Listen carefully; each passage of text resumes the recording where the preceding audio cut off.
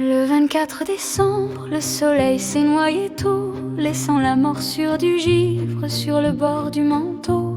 Dans l'âtre de pierre froide, il ne restait rien à brûler, juste une bûche humide qui refusait de fumer. On était 5 dans la pièce, serrés comme du bétail, à regarder trembler la flamme d'un dernier chandelier de travail.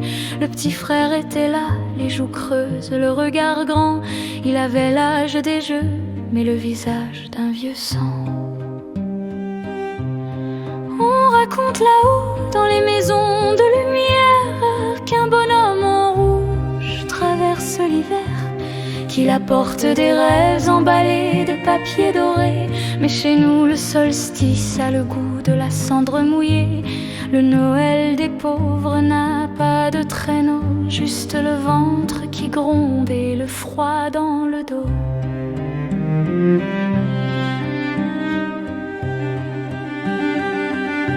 Soudain, un fracas lourd dans le conduit de cheminée.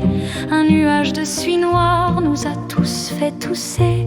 Pas de ho-ho-ho joyeux, pas de bottes cirées, mais une silhouette immense qui s'est redressée.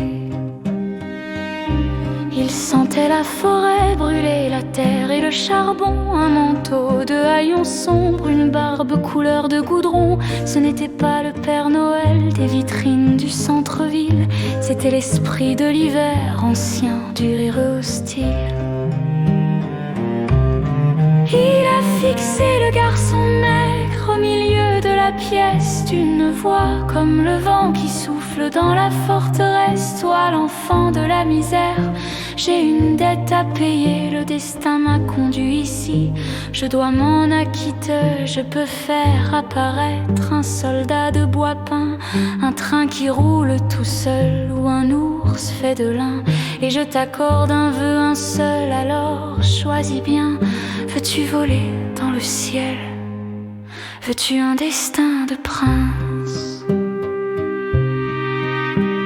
Le garçon a regardé les mains vides de sa mère. Il a regardé ses sœurs qui tremblaient de froid amer. Il a regardé le jouet imaginaire dans la main de l'ombre.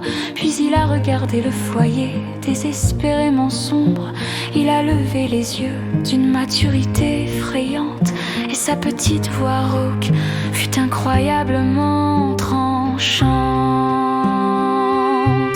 Gardez vos soldats de bois, monsieur, gardez vos rêves de roi. On ne joue pas quand on a faim, on ne rêve pas quand on a froid. Mon vœu n'est pas magique, mon vœu est nécessaire. Si vous voulez aider, regardez notre misère. Le visiteur immobile attendait la sentence. Donnez-nous de quoi tenir en cette nuit immense. L'ombre a hoché la tête sans un sourire, sans un bruit, et dans un tourbillon de cendres, il est reparti dans la nuit. Quand la fumée s'est dissipée sur le tapis usé, il n'y avait pas de paquet au ruban coloré, juste un gros sac de jute rempli de charbon noir, et dans une caisse en bois des oranges comme un espoir. Ce soir-là, le feu a repris, l'odeur d'agrumes a flotté. C'était le Noël le plus sombre et le seul qui ait compté.